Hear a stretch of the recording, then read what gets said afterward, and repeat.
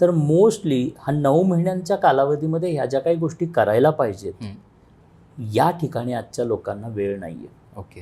म्हणजे 9 महिने खरं तर एकाच आईसाठी मिळालेलं वरदान आहे. बरोबर. कारण हे बाळ किंवा हे 9 महिने या बाळासाठी पुन्हा कधीही मिळणार नाहीत. हे बाळ त्या आईच्या युट्रसमध्ये पुन्हा कधीही येणार नाही.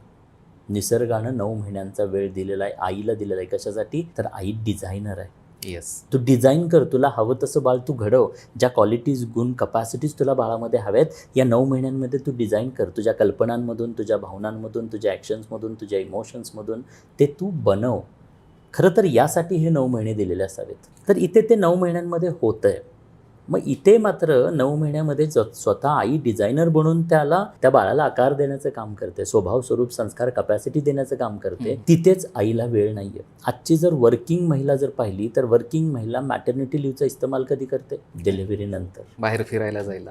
बाळ झाल्यानंतर आमच्याकडे वेळ आहे. येस. बाळ झाल्यानंतर आम्ही LKG UKGला 50,000 रुपये, ₹1,00,000 रुपयेचं डोनेशन भरू. बाळ झाल्यानंतर पहिल्या बड्डेला आम्ही 5 लाख रुपये खर्च करू.